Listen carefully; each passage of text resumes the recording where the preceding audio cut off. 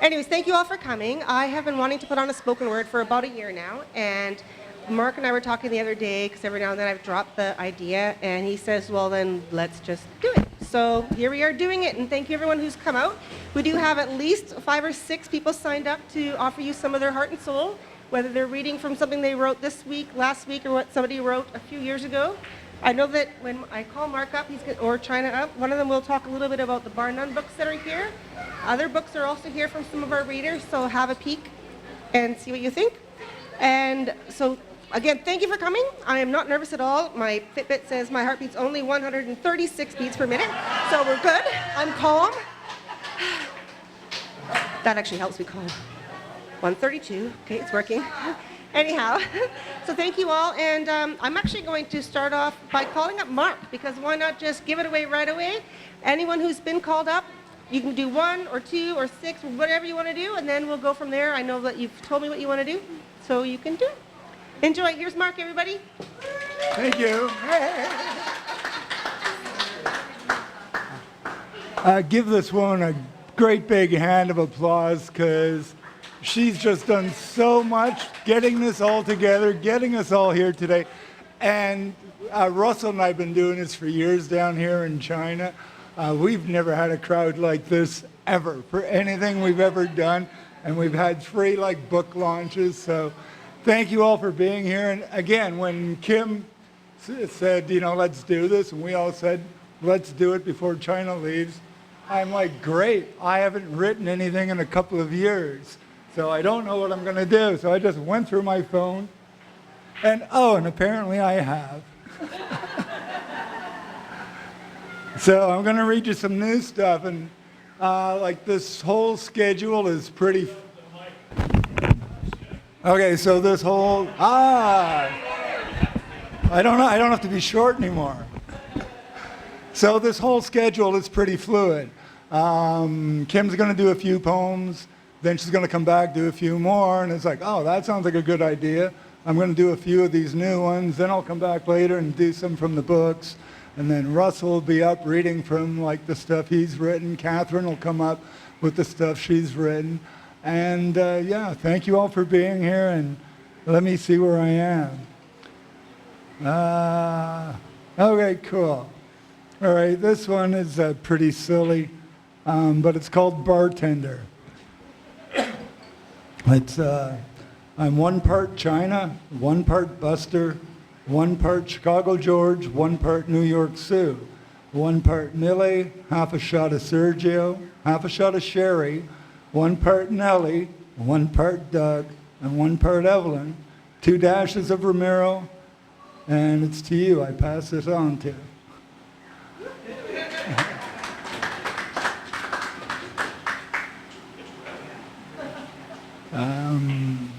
This one's called Our Song. I spent a week looking for our song. Was it played above it all on that Sunday evening? Did we dance to it at the rodeo? Mexican songs that blurred together with neon lights and dirty shoes. Songs not heard but felt only in rhythms, as I was lost in your eyes, as we held one another, as we moved as one. Did you play it for me when all we had was our time alone, laughing and sighing at once? Was it lost in late night phone calls that went unanswered because I was listening to you? I thought that I would know it, our song, that I would feel it, our song, on our last afternoon, on our last night. But on our last morning, I was still lost in us and not a song. Maybe these words are the fragments to that song that only you can put together for us.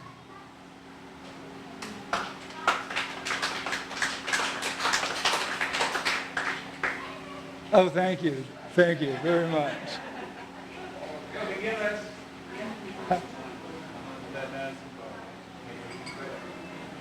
Okay, I came across this thing that was written August 27th last year.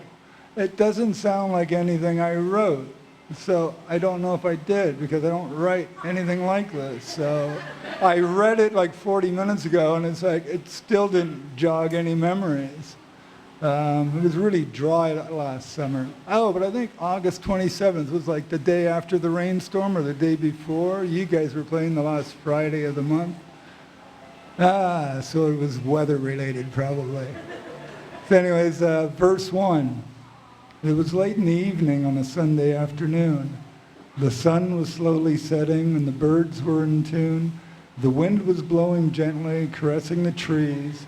My heart was heavy with aching, yet I still felt at ease. It was late in the evening and the day was done. The sun was setting and the birds had sung. And I just sat there watching it all go by, letting my worries slip away and my spirit rise. The sky was a canvas painted in shades of blue. The clouds were like cotton, so soft and so true. The stars were twinkling, lighting up the night. I felt a peace in my heart and a joy so bright. It was late in the evening and the day was done. The sun was setting and the birds had sung. And I just sat there watching it all go by, letting my worries slip away and my spirits rise. The breeze was gentle like a warm summer breeze. The air was sweet like the smell of a blooming tree. The crickets were singing and the moon was full. It was a beautiful day, a memory ever so sweet and full. It was late in the evening and the day was done. The sun was setting and the birds had sung. And I just sat there watching it all go by, letting my worries slip away and my spirit rise. You know, I think that's a Russell poem. Did you write that, Russell? No? Oh, you must have inspired me then. Thank you, Jen. Thank you, Mark. Yoo-hoo! Love it. And I love when you find a poem in an old notebook and you wonder, this is really good. I couldn't have wrote it. But it's in your handwriting and you don't remember copying it from anywhere because you've never really copied one. And hopefully it's mine as I share it, right? I'm going to take a chance here and try one of mine. And then I'm going to pass it over to somebody else. I have a poem that I've been slamming for lots and lots of years. And in fact, once upon a time at China's backstage bar, I slammed this poem to a full room of people who came to listen to music. So that was really fun, and I wasn't booed off the stage, so I'm going to try it again, because these people actually came to say hi to me. Some people write about love, or lost, or found, or whatever. I write about laundry, so just to warn you. This one's called Bounce. You probably think, since you left, I'm all alone in my bed now. I'm not. What lies next to me is bigger than you, and stronger than you, and even, shall I say, a little more crumpled than you. I can uncrumple it if I want. Hours or days, it'll wait and won't yell at me or talk down to me, and it certainly won't tell me I'm fat, because I'm not. You think everyone should look like those people from Calvin Klein ads, yet faded memories of your CKs are tattered and worn. I'm not. This pile is a gentle reminder of my freedom with its sense of spring rain, April fresh, or even mountain spring. You may think I'm in jail. Ironically, I'm not. Victims stay victims because they choose to stay that way, and if I want to fold, I will. But tonight, I'm not.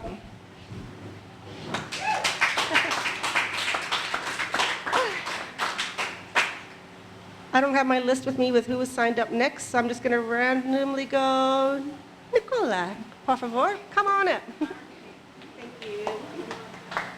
Hello, everyone. Hi. My name is Nicole, but some of you know me as Nicola. I go by both.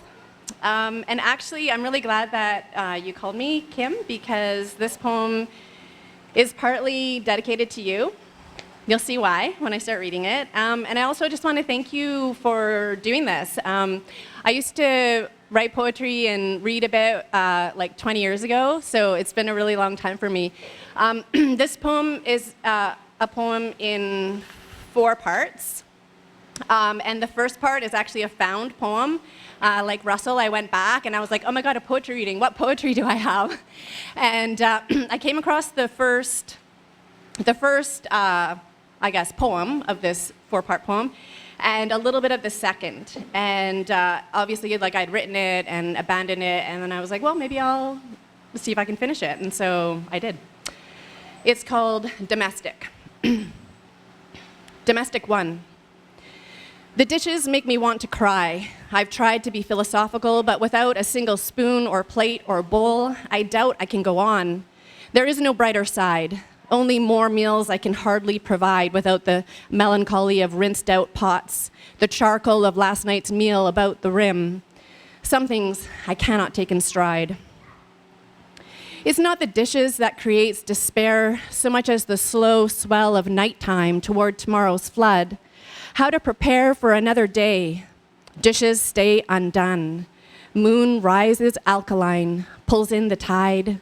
Rocks like scoured pots. Saline, night's wash just begun. Domestic 2. Saline, night's wash begun, scoured pots like rocks in the cupboard. The spin cycle holds me, hypnotic.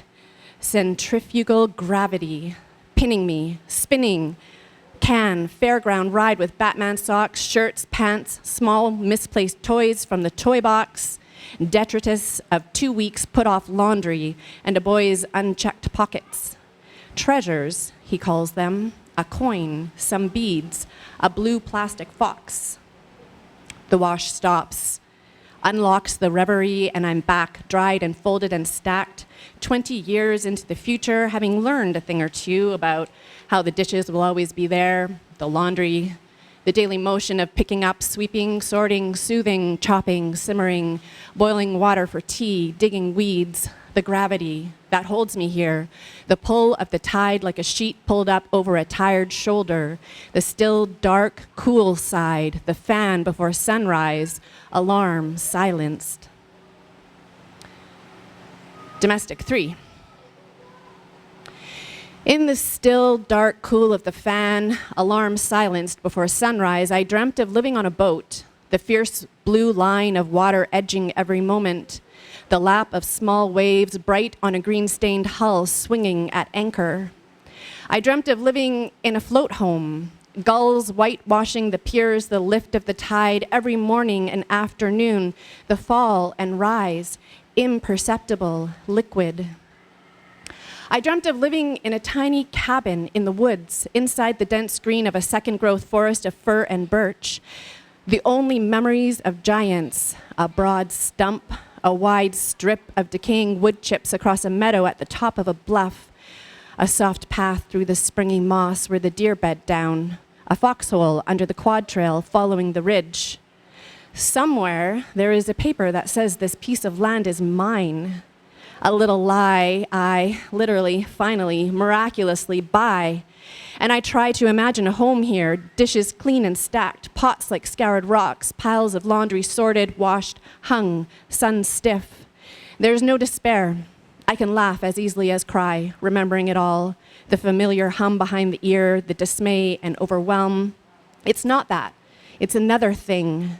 That tiny flying jewel, colibri, the messenger. I light a candle. Domestic 4. I light a candle. It's another thing. The dismay and overwhelm, like a familiar hum behind the ear, colibri, that jeweled messenger. I can laugh as easily as cry, so I try to remind myself of the way time swings around on itself again, whether the dishes are done or not. The laundry stays one more day where it lays, languid, soothing, hum behind the ear, the magic underneath the mantle, domestic. Thank you very much. If you'd like, please welcome Catherine up here.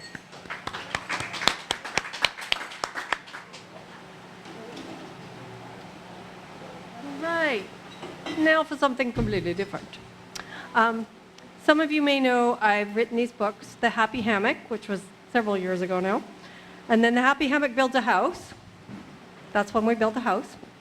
And I'm writing a third one called The Happy Hammock Becomes a Mexican, which was about our permanent resident status, but it's more about what it is culturally to be Mexican and trying to learn that. But I had this weird experience in which I was actually at the old El hotspot, and I saw Sherry's new baby and her big brother, half-brother, and the half-brother of little Oliver was kissing and hugging and cuddling his little baby brother that he just got, and I just had this flashback, and I realized that I hadn't been hugged and kissed and loved and like that, but I also remembered Ricardo.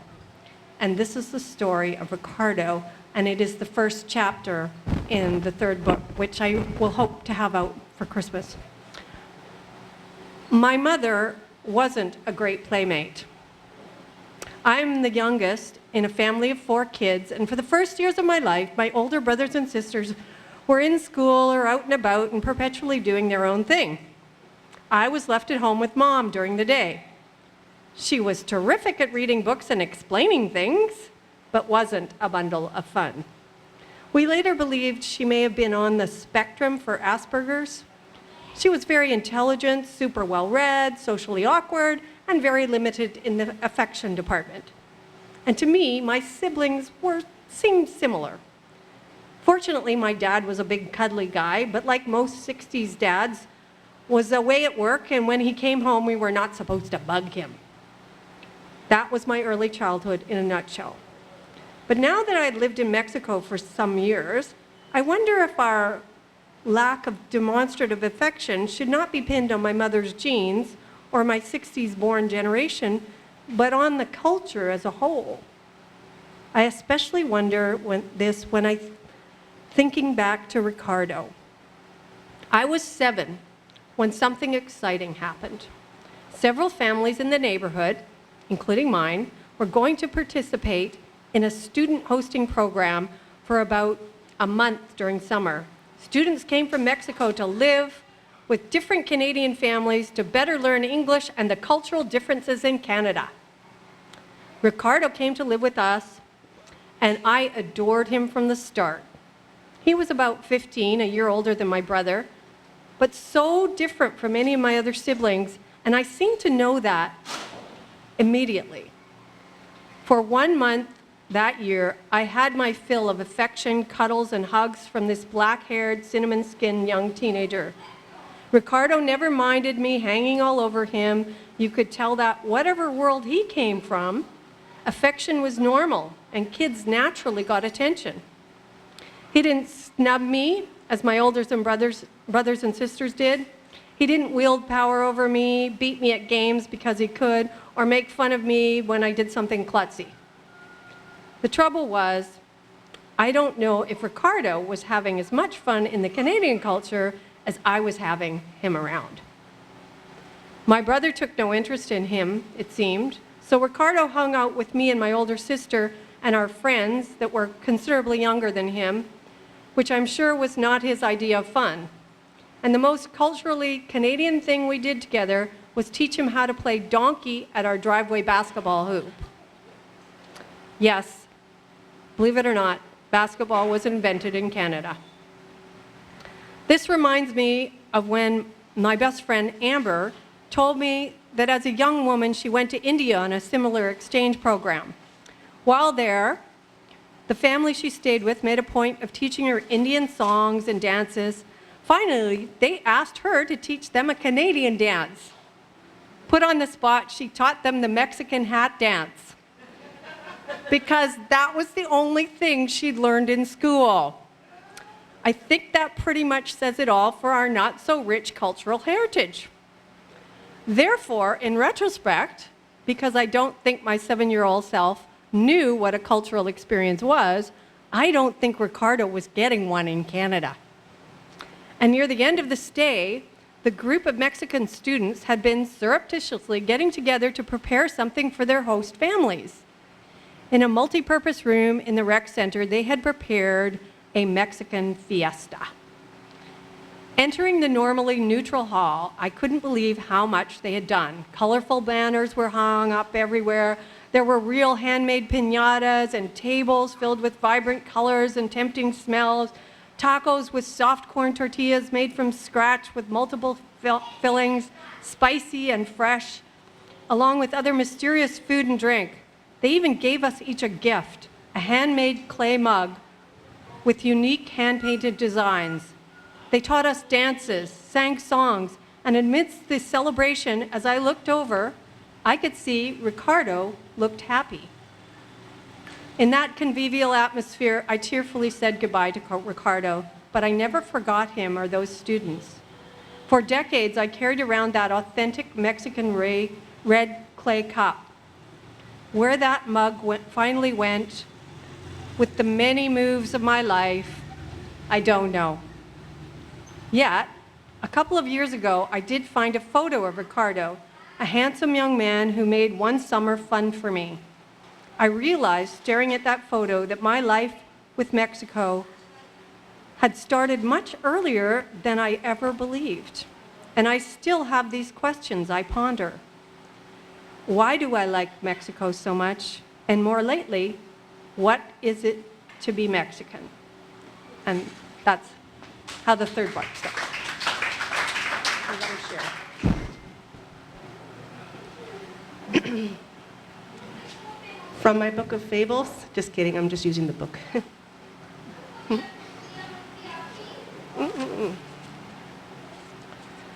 So this piece I wrote last year, I think, and it was when I started getting addicted to writing stories that were 101 words long.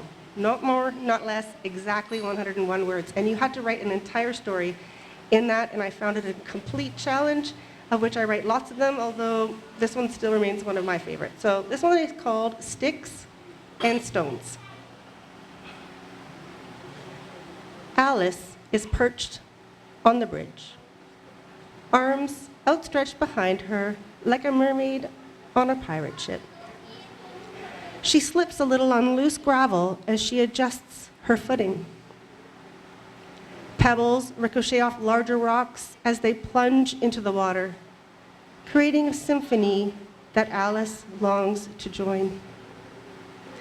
Deep down, she knows jumping is the only way to avoid facing everyone's disappointment and ridicule, yet second thoughts overcome her again.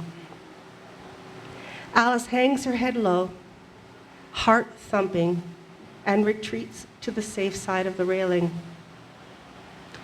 "Chicken!" yells Billy as he cannonballs into the river, accompanied by an orchestra of laughter.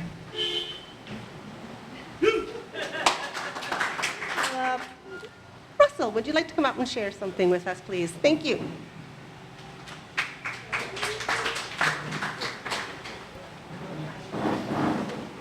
Hi, everybody. Nice of you come out and listen to us today. I really appreciate it. Thank you.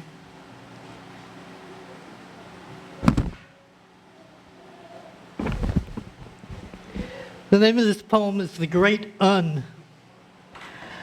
I find that when I'm not smoking a cigarette or playing a video game or solving a puzzle, eating or drinking something and not talking to somebody or reading a book or watching TV or having the radio on or doing anything else, when I find myself in that void, that emptiness, that unknown now that we so greatly fear, where all that I have failed to notice resides, all that I have deemed as of little importance to myself, to my ego, all that is not in my memory, not my belief, not in my past, or any part of my pleasure, my amusement, my comfort, that which does not pertain to me, not all that to which I cling so tenaciously, hoping vainly to assuage my fears, that there, beyond all the streams of look at me, listen at me, pay attention to me,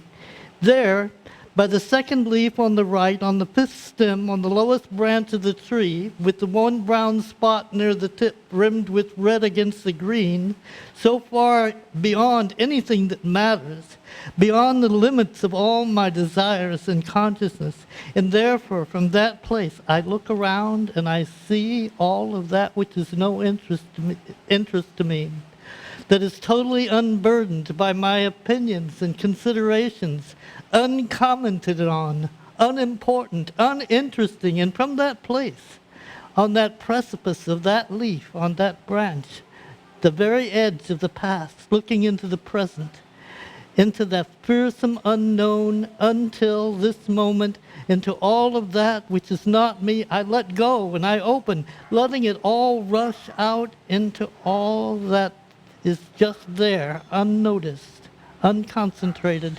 unremembered, unthought of, unthreatening, unsafe, unpleasurable, unpainful, unheeded, unneeded, unredeemed, just and there, tumbling and trembling and laughing unbound through all the joy and love of life, within the great without, the great the falling free, just me and thee.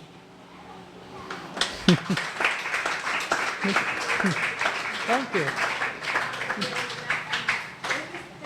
Thank you very much, Russell, for sharing that with us. We really appreciate it. I would like to call up China now if she'd like to share something with us. Maybe you guys can hear me. So much like Mark, I started looking through these books and going, I didn't write that. That doesn't sound familiar. Maybe some of you guys have heard of the Bar None books. These are kind of a goofy thing that we did. It was when Russell's wife, Marcy, had left this world, and there was a few of us getting a little bit high and buzzed and started crying and drinking and passing a poetry book or two, and then after a while we thought, well, we should write a book.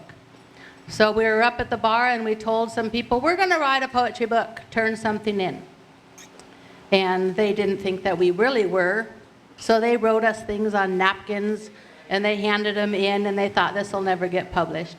Well, much to their surprise, that was the Bar None. Some of them said, wait a second, we changed our mind, we're going to put some more thought into it and write something more, a little bit more appropriate to be published. So then we came out with To Take Two, and then of course The Last Call. So I started, a main person that inspired this is Russell's best friend, Charles Chuck, who was a very, very dear friend of mine, who Russell shared graciously his best friend with the town. He made a lot of people very joyous. So as we read today, I'd like to remember Charles, because he was a big part of the Bar None series. And thank you, Kim, for having us all today. I've been so busy, that's no excuse, but I didn't really prepare for this. So I just stuck some bookmarks in, I got really carried away here.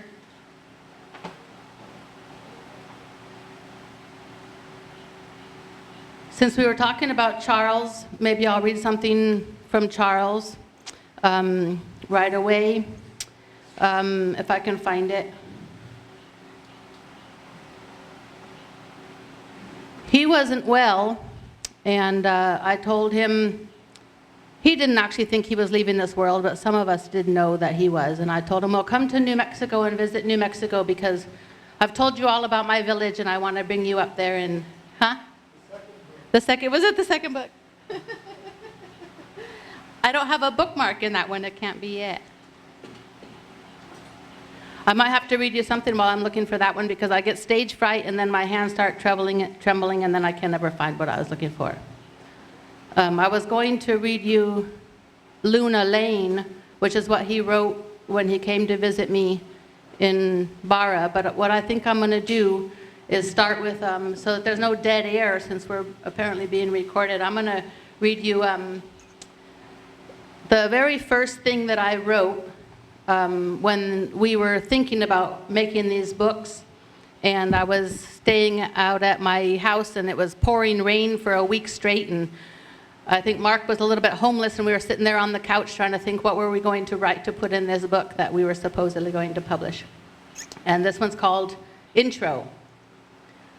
They asked me to write, so I sat down and thought just what it might be that they thought that they sought. There was a day when to write, you'd chisel and scribe. It may have been easier if old were my tribe. But this day to write with paper and pencils is like advertising for Gap with brush and some stencils. I thought of the roads, some paved and some gravel, that I have been down and have yet to travel, the lives with which I have woven and the lives which have unraveled. That didn't rhyme because I read it wrong. The senses I've sensed, the time that I've timed, the seeds that I've planted, the hills which I've climbed. All of this got me thinking way out of sorts, so I decided to turn in some spontaneous shorts.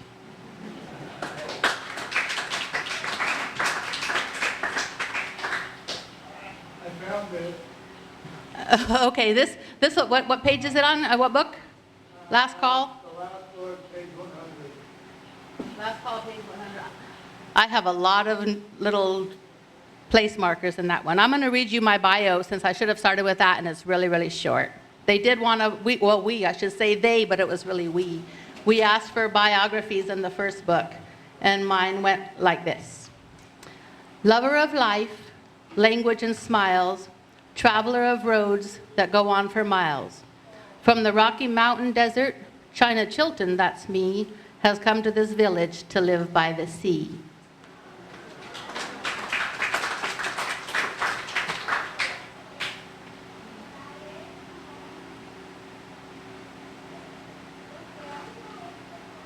Here it is. Thank you, Mark. So this little poem has quite a story behind it. Charles was up in New Mexico with me, enjoying my home, which is very, very quiet, and he was sitting by the acequia, the little ditch, and being creative and just relaxing for a while with nothing to do but write. He wrote this little teeny poem, which is one of my favorites of his, and then he asked Hugo Becerra to put it to music, which he did, and it was, I'm not going to sing it. I did for Charles's memorial, I sang it, but that was a little bit embarrassing because I can't carry a tune in a bucket, but I'll read it to you. The name of the street, I call it a street, but it's not. It's a little dirt lane that I live on that when we didn't have addresses because we live so rural, and when we had to name our lane, we let my niece and nephew, who were children, name it, and they named it Luna after their pit bull. So we live on Luna Lane, and that's where Charles was, sitting under the apple tree in Dixon, New Mexico, when he wrote this. Love, strength in abundance, here on Luna Lane. Caring, acceptance, alive and well, here on Luna Lane. Beauty and refinement, a bountiful treasure, here on Luna Lane. I am humbled beyond words. Tears flow from my eyes. My heart swells with joy here on Luna Lane.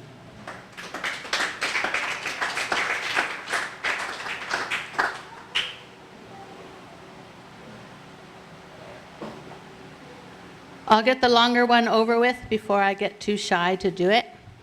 This one is, I'm going to take you back to New Mexico again, my home state, through my eyes when I would have probably been about 11 years old. And this is called Follow the Birds. Winter now, soft, white, powdery, snowy winter. Time of hibernation. Keep the ashleys stoked, go on wood runs in the old red Dodge, seeking dead and downed pinon and cedar trees to be sawn with the old trusty still, into logs and branches just small enough to roll, drag, and throw down the arroyo to be loaded up. Sitting in the cool mountain air, goosebumps from the warm rays, drying the hard-earned sweat. Biting into a crispy cold apple from a bag full. Apples we picked, graded and stored, when the first frosts came and the cottonwoods were burning golden against the blue fall sky. Winter now, ice twisting, crackling, and shining over the cold green river, boasting now white banks lined with naked silver cottonwoods, lining the silent gray sky. Little lovebirds, fat, snuggling close to share the heat, and chirp songs of romance. The snakes deep beneath the frozen ground surface, waiting too. Heavy, soft flakes silently falling during the night as we sleep warmly, our bellies full of home-baked bread, pinto beans, and maybe a bowl of sweet canned peaches. The morning sun peeks through the clouds, splashing millions of sparkling diamonds on the freshly fallen snow. Everywhere the world is white. Branches, treetops, gardens, rocks, and the old rusty bus that the kids burned down playing with matches. All covered with the snow in a soft, thick blanket, beckoning all, come play, roll in me, eat me, slide on me, lay in me. Winter now. The horses run and frolic, happy that the clouds have lifted and the sun warms their backs. The colts and the fillies big enough now to join the fun, racing through the orchards and the fields where the alfalfa roots reach deep, deep into the ground, also waiting. Winter now, and the morning flies by since I waited as long as I could before getting out of my warm sleeping bag to walk the mile up the river to break the ice on the trough and fill it from buckets from the holes I keep clear through the ice on the river. Horses are fed, curried, and hugged. I'll clear the ice from their nostrils if they have a cold winter cold, making it home in time for the 30-mile drive up the Rio Grande Canyon to school. We all pile into the old Buick, lunches packed in a brown paper bag. Lunches of grilled cheese with bread baked on Sunday, and cheese delivered once a month on a truck from Tucson. Sandwiches with onions and mustard, a bag full of apples and carrots from the cellar, homemade apple cider, bubbly and delicious, in a beer bottle I feel cool drinking from. Maybe the last grapes, too, found clinging to the vines if the birds and frost left any for me. Winter now, but soon it will be spring, when the acequias will be dug and cleaned, waiting, too, to be filled on that grand day, from the presa on the river now gushing with fresh snow melt off, rushing to flood the fields and the gardens plowed with the old tractor, to loosen the hard soil rototilled and mixed with the loads of goat shit hauled from the pens. Gardens striped with crooked rows planted with sweet yellow corn and native blue corn, cucumbers, squash, chiles, beans, and tomatoes. Spring snow falls on the first flowers, tulips, daffodils, crocus, and grape hyacinth. The smell of the first apricot blossom causes me to flush with excitement, and I can't resist picking the branch to run off to find my mother to share the happiness with. Spring and the mulberry tree we brought as a twig years ago from the cousin's farm drops sweet berries into our hair, while we feed our wet clothes through the wringer washer by the purple lilacs, swarmed by honeybees, lulled by the sweet smell, blooming full of nectar along the acequia.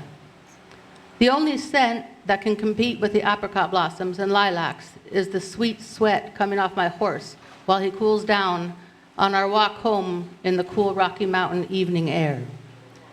It's spring now. The waiting is over. New life abounds everywhere. The snakes play their mating game. The crickets sing. The birds come flying home. Maybe when the next snow falls, I'll follow them to see where they go. That's how I got here. I'll give some other people a chance to read. Thank you guys so much. Names? Come on up. Here's Mark again, guys. And thanks, Shannon.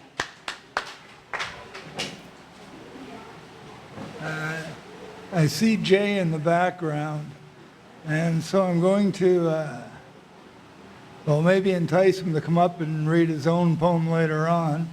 But right now I'm going to share a poem. He was the first person I shared it with.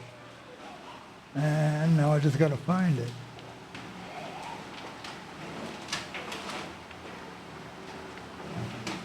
So it's called The Ballad of Brown-Tarred Jenny. Brown-Tarred Jenny couldn't get enough. She'd pay 100 pesos just to get hold of the stuff. A bump on the nostril left and a bump up the nostril right. Brown-Tarred Jenny, no longer bereft. Jazzed Brown-Tarred Jenny was it for the night. The first one is free, and then you have to pay. Even the Dharma bums rolling on the floor agree. Man, you don't give that shit away. And brown-tired Jenny couldn't get enough. She'd pay 100 pesos just to get a hold of the stuff. It turned her frown upside down. Man, she was flying when she skipped town. I mean, brown-tired Jenny was skying. The crowd roared at pipers. It was time to explain. Enough was enough. The stuff was just snuff. So that's, I shared that for the first time with Jay back there behind Vern. And if I'm going to do another one, then since China already spoke eloquently about Russell, not Russell, well, she did that too, but about Chuck as well. And Chuck was the one who got us all together all those years ago.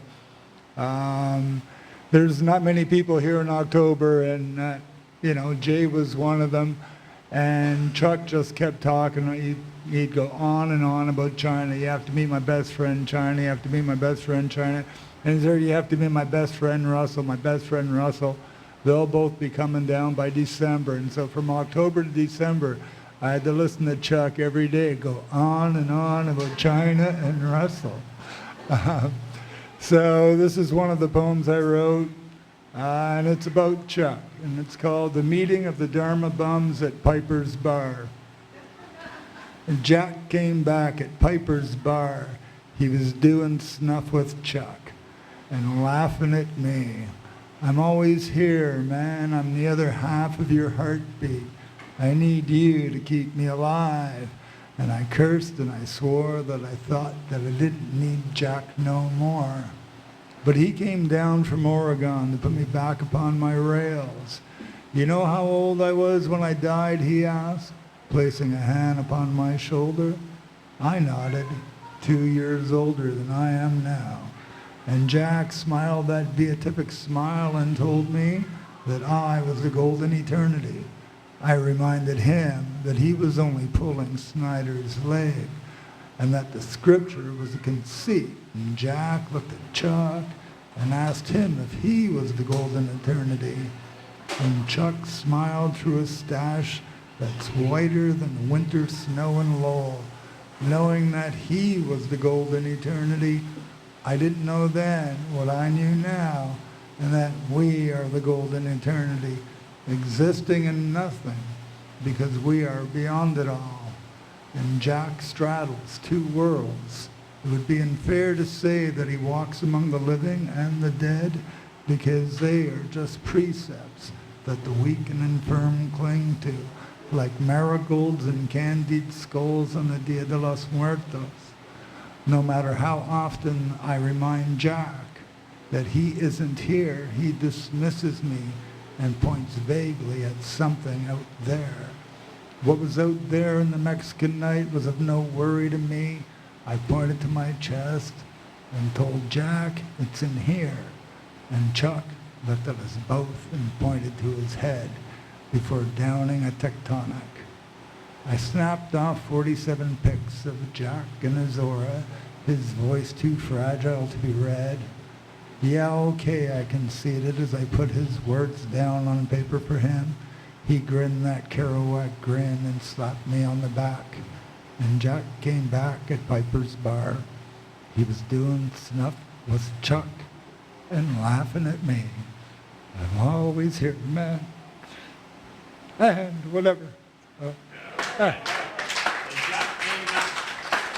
I would love to call Nicole up again, please, if you would like to share with us again.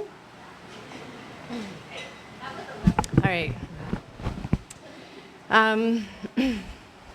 This was written after an incident that probably a lot of you who are here in the off season will remember, maybe more viscerally than you'd like to.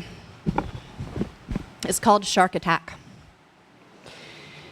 We talk about things we'd rather forget, but the day it happened, the bay was quiet. A straggler in the swim race, later reporting she felt like she'd been followed.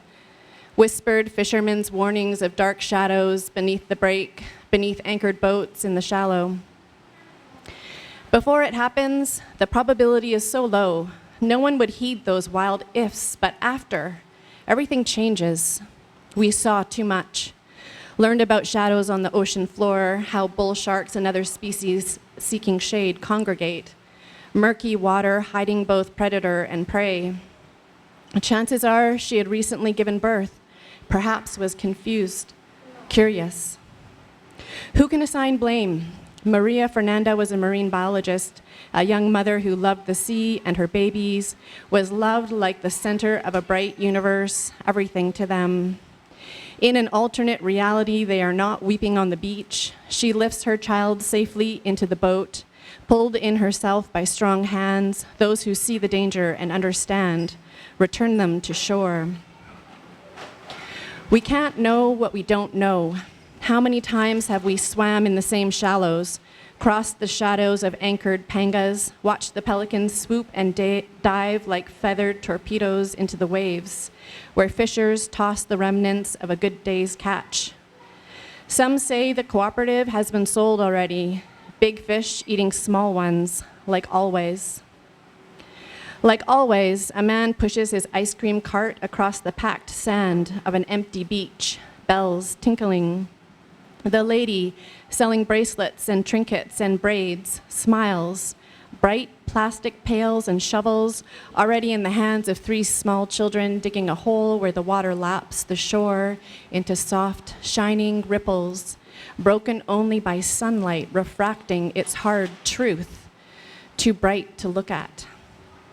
Light a candle instead, look at the small brightness at the center, lay flowers and recite poems, hold the ones you love in circles on the beach, remembering how she loved the ocean and her babies, how strong hands pulled her ashore to the place where there is no fear, only love.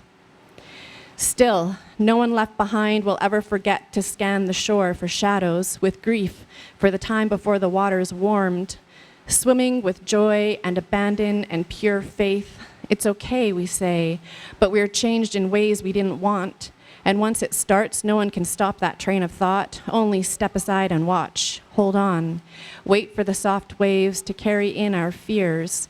Weightless rays of light through the water. Prayers for safe passage. Thank you very much, Nicole. That was beautiful.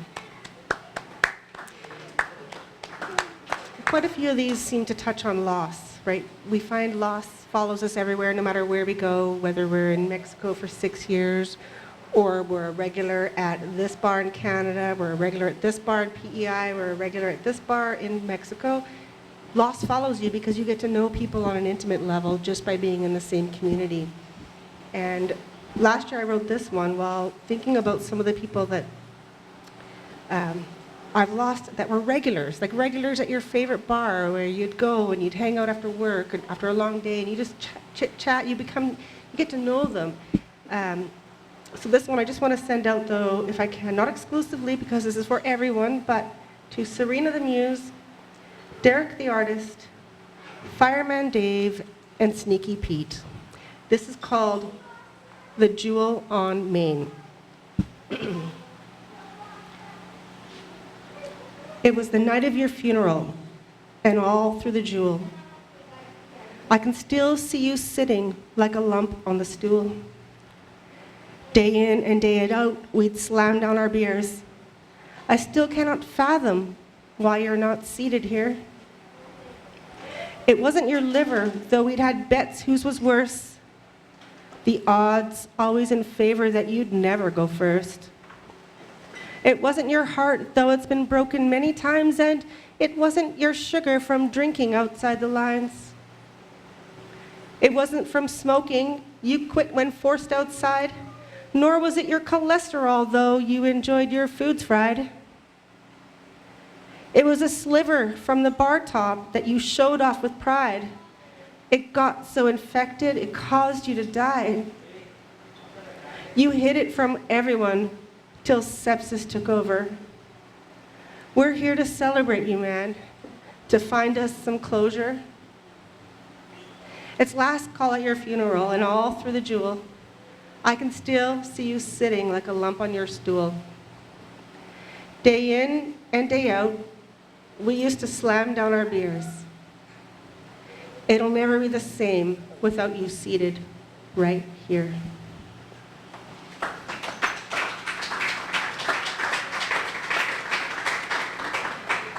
Now to turn my frown upside down, I want to just say we've been doing this for just over an hour, which is great. We've got some more great things to do, but I just want to say thank you, everyone, for sitting so beautifully nice and quiet and listening and attentive, because you know what? Thank you. That is so big. And I just want to take a moment. I want to think of a word. I'm going to count to 3, and I want everyone to yell margaritas. Just get it out. Get that sound out. So are we ready?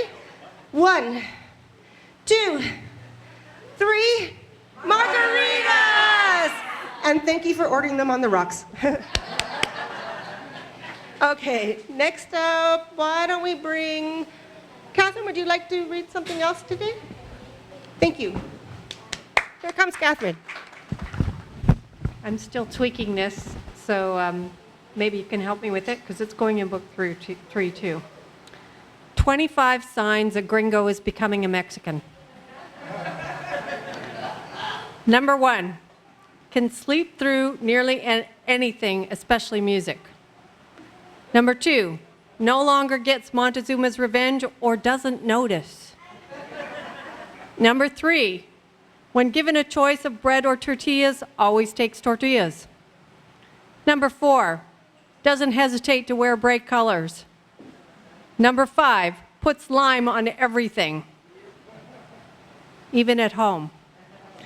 Number 6, starts to think gringos are crazy.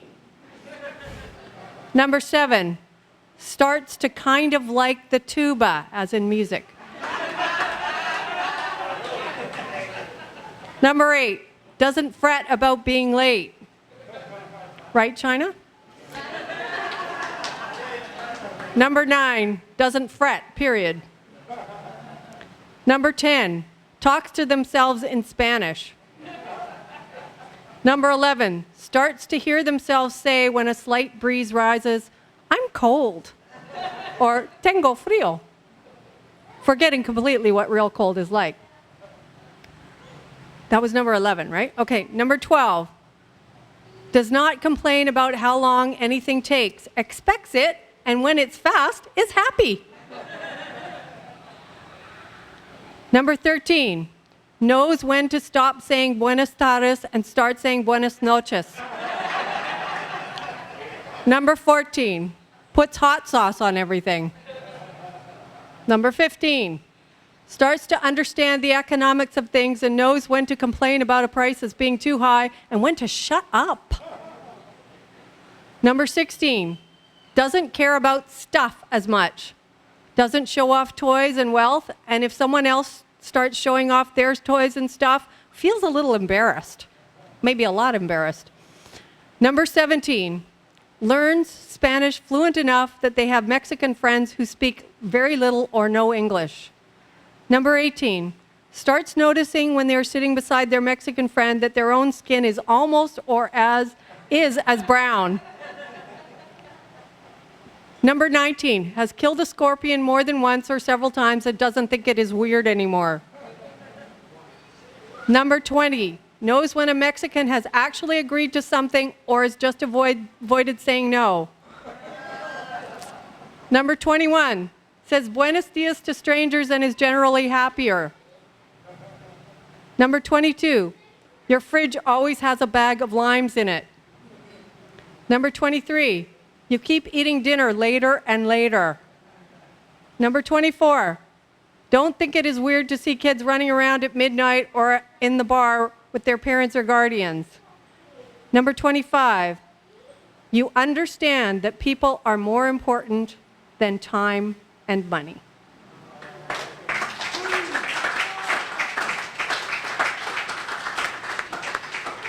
Gracias. I could have wrote that list, except I didn't. That was very good. It was very good. List. How about we have Buck come up and try out a spoken word? Would you like to? There it is, Buck.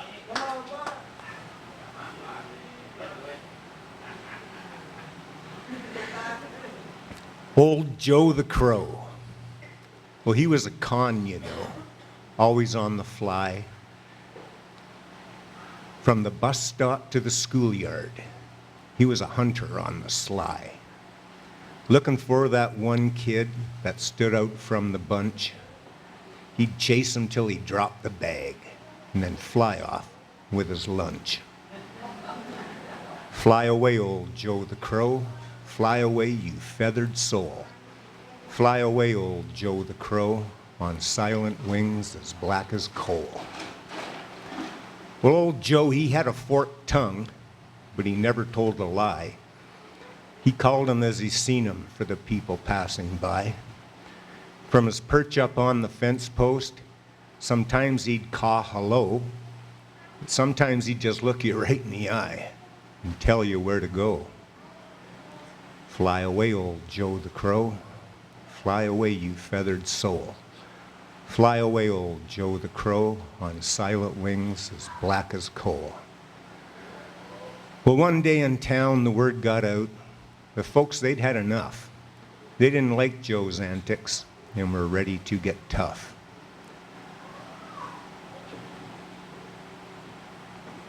Now, some they say that Joe got wise and made his getaway, but them that knew him all agreed Joe'd met with foul play. Fly away, old Joe the Crow. Fly away, you feathered soul. Fly away, old Joe the Crow, on silent wings as black as coal. Jose Cuervo.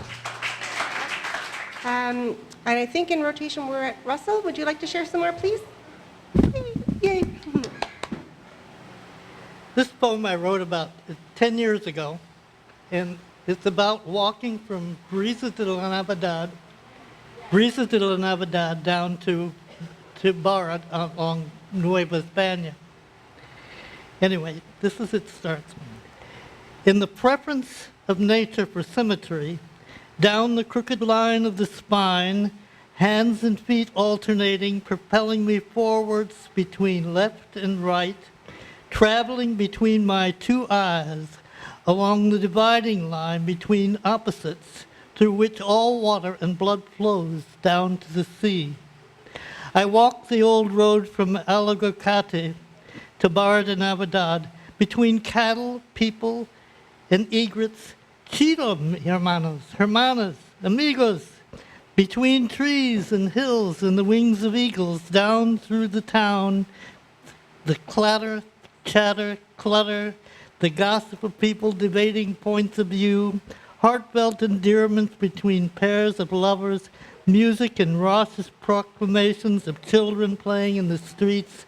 I pass dogs barking their warnings, vendors selling tomatoes and tacos, furniture and colorful adornments, traveling down radiant avenues through the buzz and hum and the roar of motorbikes and buses, all starting from the center of their riders' beings towards predetermined destinations so complex they seem disorderly, continuing and presiding over the dust of all that's passed before, past old people sitting in chairs on sidewalks before the edifices of their labors, reminiscing, until I can go no further, and the waves of the sea wash upon my feet, and I stand in the center of the beast of myself on two legs, from head to toe, and look out into the vast beyond with two eyes watching the sun go down on another day to which I can never return.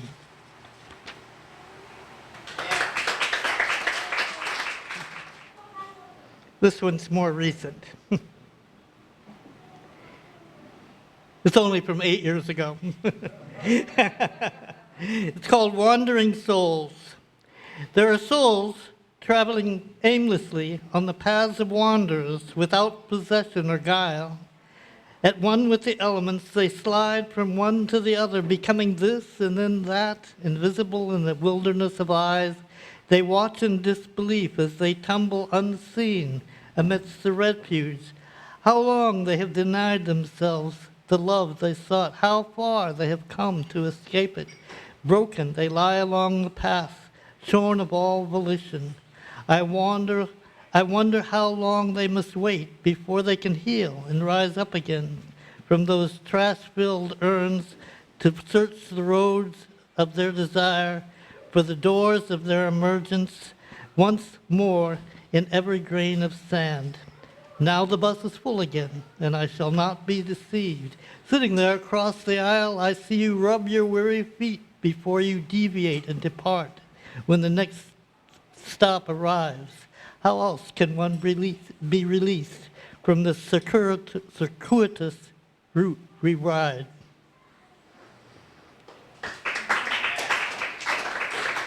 Thank you. Thank you very much, Russell.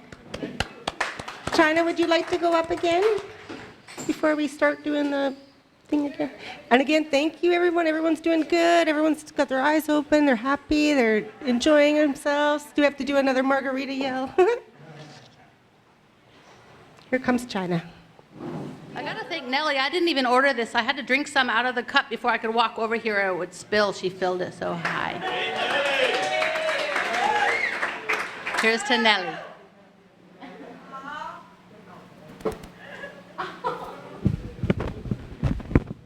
It was a little bit hard for me to decide whose poetry to read and how serious or lightly I should pick my poems, but I wanted to read one from a dear friend of mine, a dear friend of ours, Mark Pettigrew. Mark and I, we went through a lot together.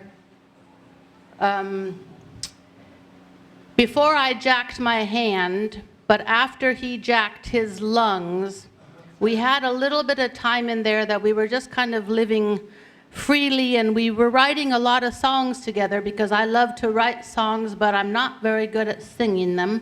He was very good at singing them, and so he'd always call me up and say, what are the next lyrics? But I'd like to read a song that he wrote that wrote itself. I think I had just gotten off work. It was probably 3 or 4 in the morning. And I was walking home kind of jauntily, and he was sitting, I think, by himself kind of in front of where the old Felix's was. And everybody had kind of gone home, and he was daydreaming about renting a room upstairs and buying the place downstairs and opening a tequila bar, and I would run it for him. And of course it was just a bunch of pipe dreams or tequila dreams or whatever you want to call it. But he got up and he had his tank on his back, his oxygen tank. We traveled a bit together with that tank, and we loved to dance together. And for a while it was so easy because I could reach around behind him and I could hold the weight of that oxygen tank while we danced. Otherwise, it would take him a lot of work to dance because that tank weighed a whole hell of a lot. So he'd take my hand and I'd take his tank and off we'd go. And here it is, 3 or 4 in the morning, in the middle of the night, in the middle of the street in Barra. And he said, I said, would you like to dance? I went like this. And he said, there's no music. So we don't need any music. We started dancing, and we actually started singing this song as it came up to the top of our heads to give ourselves a song to dance to. And later, of course, you guys will know if you go to YouTube, www.whatever, middle of the night in the middle of the street, you're going to find the video that later we recorded, and it was a whole lot of fun, and you can see it on the YouTube. But this is, I'm going to read it as in poem form, even though it was written in a song form. And it's called Middle of the Night in Barra. And I would have read the song that he wrote about my hometown in New Mexico, which we also wrote together, but I don't think it's in these books and I don't remember the lyrics. So I'm gonna do the easier one. And I'm not gonna do, you guys all know the tune, so just put the tune in your heads when I read it and then you'll know how it goes, you'll remember. Steely, you wanna sing it? Come up here, one of you guys knows how to sing it. If Ugo was here, we could sing it and he'd play it and I'd sing it, right? Stealing a kiss in the moonlight, the music that's playing is just right. All I want to do is dance with you in the middle of the street, in the middle of the night in Barra. One wink of this eye and I'm all right. You offer your hand and I feel light. because all I want to do is dance with you in the middle of the street, in the middle of the night in Barra. We'll dance the pony and we'll dance the twist. We'll dance to Old Chubby when it goes like this. We'll do the Watusi and the Funky Monkey too, because all I want to do is dance with you in the middle of the street, in the middle of the night in Barra. As the years pass by in our twilight, we'll remember way back to that first night when all I had to do is dance with you in the middle of the street, in the middle of the night in Barra. In the middle of the street, in the middle of the night in Barra. And the refrain goes a couple of times. Here's to Mark Pettigrew.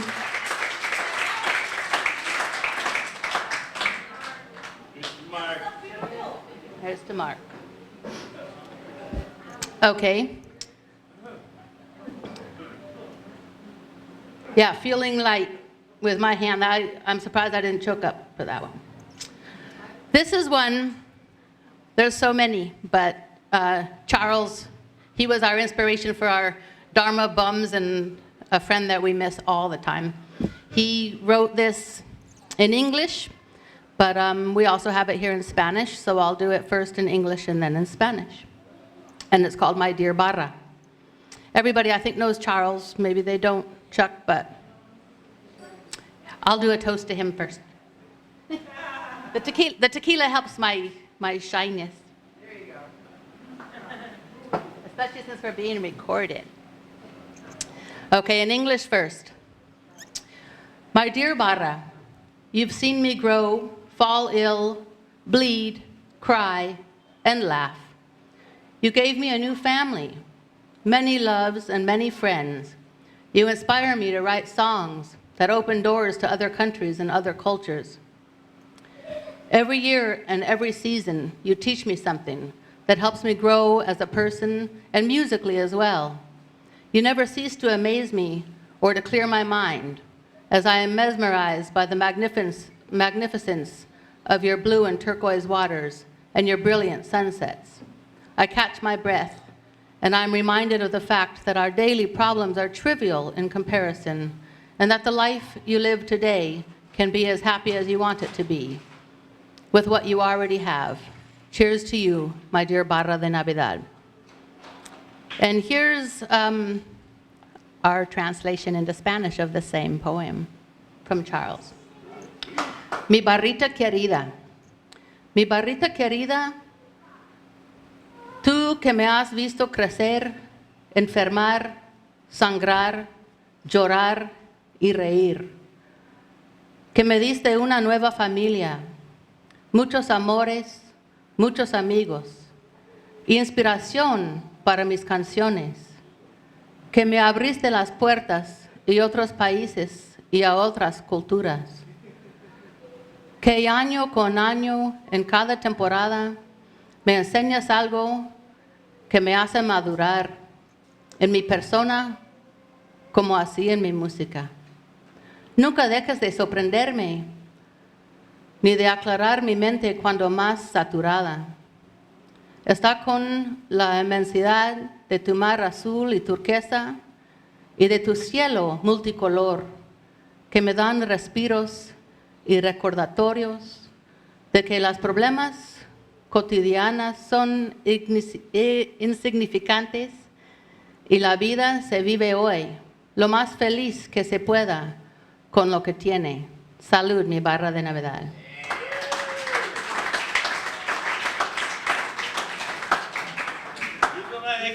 ¡Que viva! ¡Que viva! ¡Que viva, cabrones!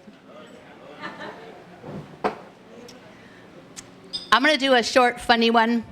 After years and years of running bars in this goofball town, I started getting really tired. Up till 4, up to 5, back at it at 10 to shop for the restaurant, 24/7 till I felt like I was falling apart. So I made myself a promise. Every stinking Monday, I'm going to take the day off. Well, eventually it turned into, okay, every stinking Monday afternoon, I can take the day off. So about 4 o'clock, I'd drive my truck to the beach, whatever beach I could get to, throw my dog in, throw my friends in, sometimes me, sometimes the whole gang, but it was my religion. Monday is my Sunday. And I took that quite seriously for about probably 15 years. I took that quite seriously. I had to have those hours off to regrow. So this is my little poem, called Monday is My Sunday. And I did tell Nelly she better make a day that's her Sunday and take some time off. I think she paid attention because she was also starting to drop early in the game here. So this is a kind of a little bilingual. Since my brain works in both languages, I wrote this the way that my brain works. After un hermoso día en la playa, con buenos amigos, I floated out to sea to swim as the sun went down. Nadando ligeramente in el warm water made me feel free. I played gently in the rolling waves from where I could watch the sun set over and over as the horizon bobbed up and down. Y los peces jugaron con mis deditos. I drank in the salty water through my sun-baked body and smiled seeing my friends back on the beach. Monday is my Sunday. Thank you.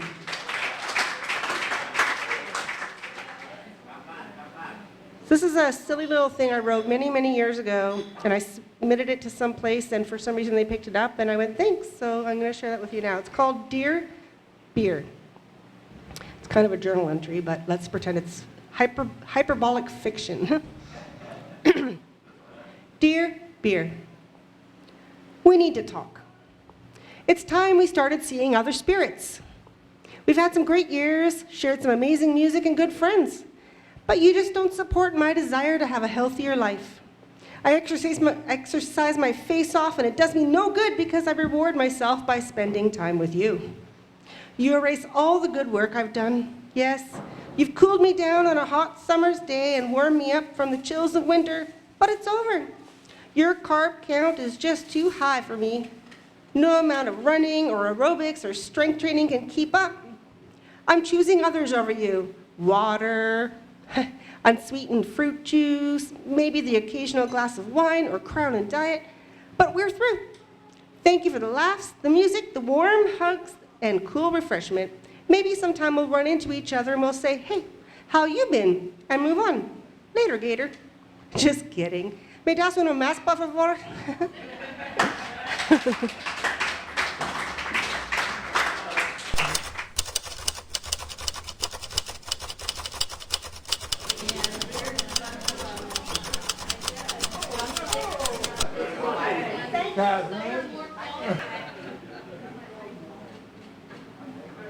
Okay, so can somebody take a picture? Vern, can somebody take a picture of you in the picture? We want you in the picture. Thank you. China. I want to give a shout out to Vern for helping us record this. I also want to give a big thank you to Nelly for letting us have her space and her smile.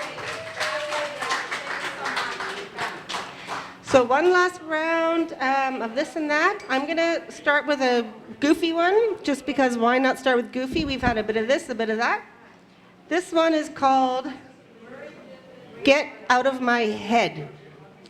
And if you're wondering if I wrote this in university, I did. And you know what? They had the gall to call me a mature student,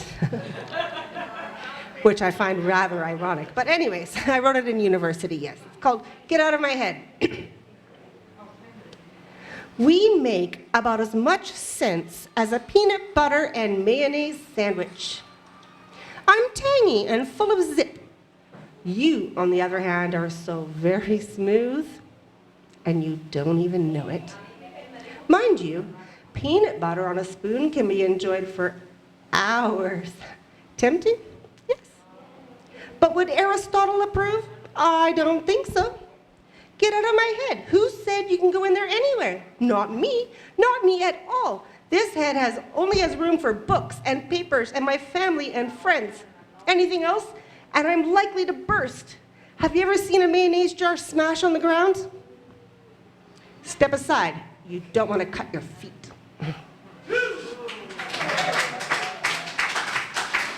Thank you.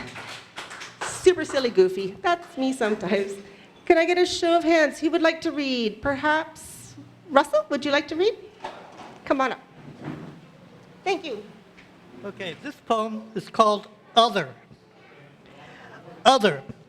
How varied you are, you of countless different forms, always changing from moment to moment, the illusionist trick the magician's deception that you are you and I am I. My enemy, myself, my friend, my nemesis, my opposite, my antithesis, my lover, my brother, my God, my other. I cannot deny you any more than the air which surrounds and defines us. The you of you and the I of me and each other, separately, so convincingly, and yet, without the mirror of your eyes imagining me, without the mirror of my eyes imagining you, we would both disappear. I'm already gone. And another friend here wanted to read read a poem from one of the Barra Nun books. His name is Jay Daniels here. I think most of you know him. And he would like to read a poem that he wrote in it. Hey, when I first moved here, it was, good God, it's like 15, oh, it's my quinceanera, like maybe today. But a lot of the faces here are new, and some of you have been here a long time, but it doesn't take long to figure out what I'm going to talk about, which is basically border promotions. Are you all familiar with border promotions? Border promotions are like when the guy who was in the Navy did nothing his whole naval career but scrub out the toilets. He crosses the border, he was a Navy SEAL. You know, and everybody tries to outdo each other on this stuff. And the one thing that I noticed that bugged me about Barra was everybody trying to get one up on the other guy. What the hell is that all about? Okay, so I met a person, and this is after I'd been here like 4 years, out on the Malecon, and within 10 minutes of meeting that person, and most of you will probably know who I'm talking about, that person told me that he both worked for the CIA and NASA. And he was from Canada. So that's when I came up with this poem, and that's where my frame of mind was when I wrote this. It's called Fire in the Barra Manure Pile. Fact checker, lie detector, trying to keep the size of the manure pile down. If I set the pants on fire of every liar, I'd burn this village to the ground.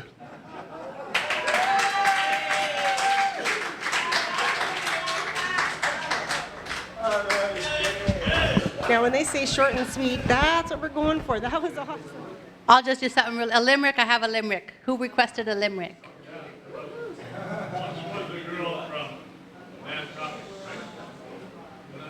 I really do have a limerick. It wasn't what I had tagged, but I have a limerick I wrote in one of these books. You guys know that I grow stuff, and I have a garden.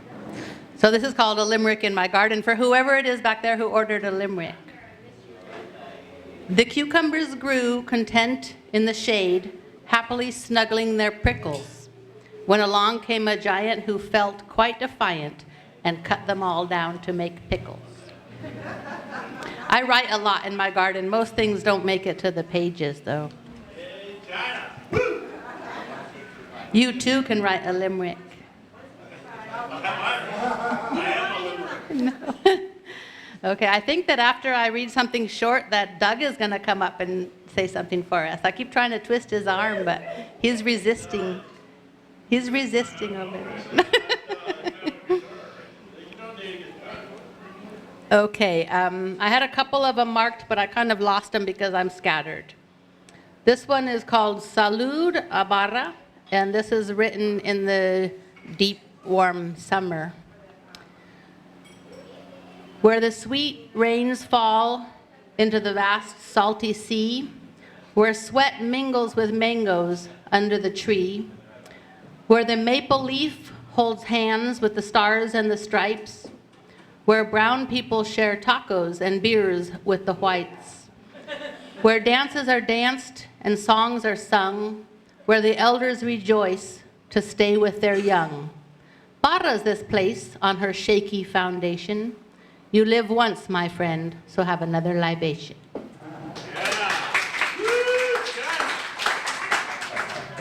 You guys are way too bright. I got to put a shades on. Okay, this is a song. This is actually a song. The words. Who are you, my friend? I'm not telling. Screw it. It's a secret. Who the hell are you? Who dressed you today, Mark? Come on.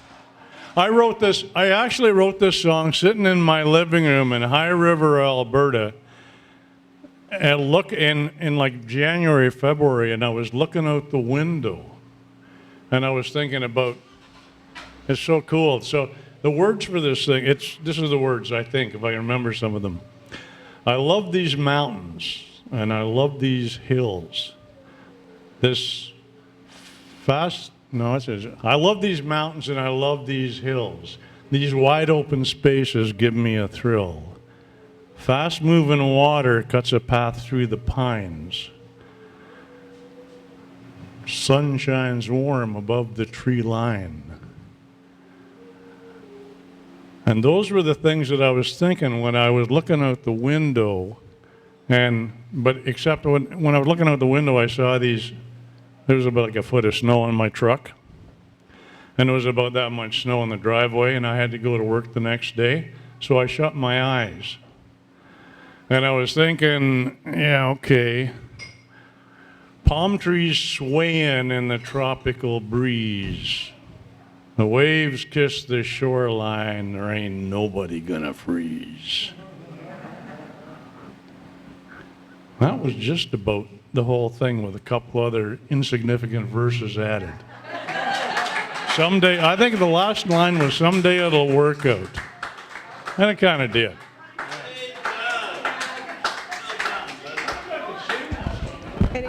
If we have another one of these, I'm going to have to write some more poems. This is called Genetic Imprint. And like usual, I'm just going to bring it right down. And this goes out to anyone who has lost a child or someone really close to the fabric of their life. It's a prose poem in 6 parts. 1. There are a few ideas that comfort me as I navigate the sometimes rough and stormy waters of being the living mother of a dead child. They say that a mother carries the DNA of every child she has gestated, that some part of the genetic code of that newly created life stays forever, becomes a part of her physical body, etched into the cellular makeup of her being. We can't feel it, perhaps, but even if the child never takes a breath of air or lives and then leaves, we carry the genetic markers of their existence with us, forever altered by the fact of their living, beating heart. 2. Grief is a strange and surprising animal, shape-shifting, sometimes so loud, so large, other times so quiet, you can almost forget it's there. 3. When someone you love dies, they say the best thing you can do is go on living for them. They say instead of being sad that they're not there, you can take them with you, share your joys, the adventures you wish they could have had, the love you still have for them, etc. 4. It takes an enormous sleight of hand to believe in comforting aphorisms sometimes. This self-deception is necessary often. How gullible, how naive can you make yourself if your survival depends upon it? 5. I see him everywhere. Hummingbirds, bumblebees, heart-shaped rocks, reminding me nothing ever leaves. Regardless of what we choose to believe, the fabric of our existence, like a woven blanket, shaken out over the cosmos, dust, light, universes folded in upon one another. We don't have to know the answers. We have fewer choices than we'd like to believe. 6. One pulled thread bends them all. Thank you. Should have a cigarette and a beer, I guess, too, but What happened to the bomb? We have those. okay, a roach. Darkness falling, the rain's pouring down. Another lonely night in this lonesome old town. No telephone ringing, no knock on the door. Sometimes I wonder what I'm waiting for. Is it love that I miss every night?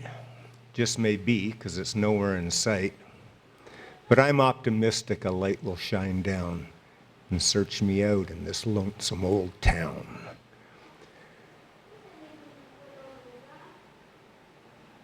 It's getting late, time to retire. My bed is cold, but my heart is on fire. I toss and turn and can't settle down. Another lonely night in this lonesome old town. Was it fate that dealt me this hand? Because if it was, then please understand that I'm not going to take this deal lying down all alone in this lonesome old town.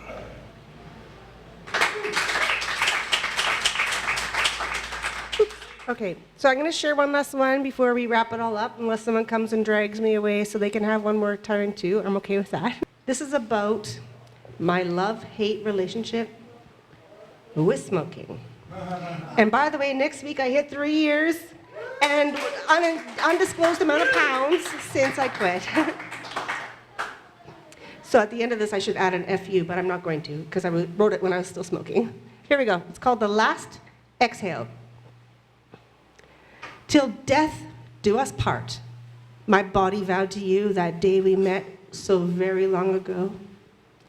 Ascending from ignorance, I try to break free, but my body returns to you again and again to honor its vow, till death do us part. Every time we touch, you poison me.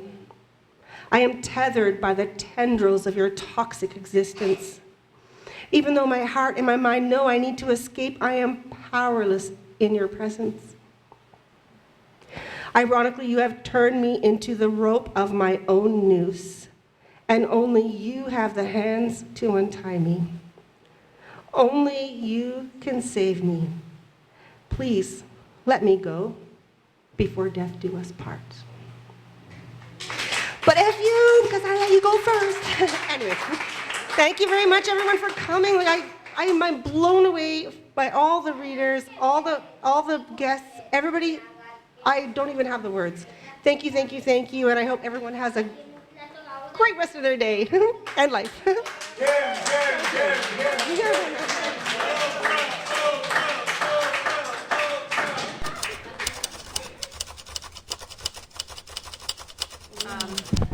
It's the only poem I know because it's about 4 lines that I wrote ages ago, so my memory's horrible, but okay. It goes like this.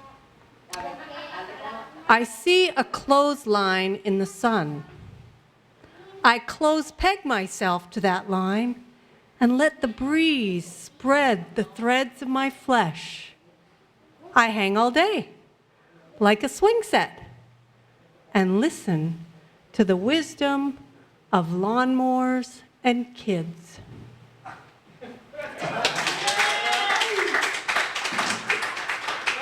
Thank you, Catherine. That's exactly where we needed to end. Oh, except.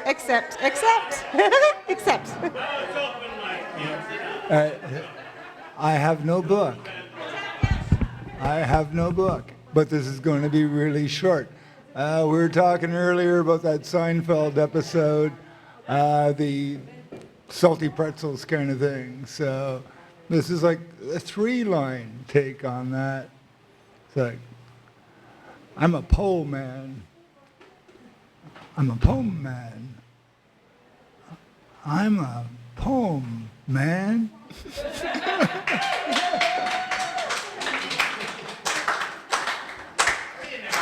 Gracias. Tapping out.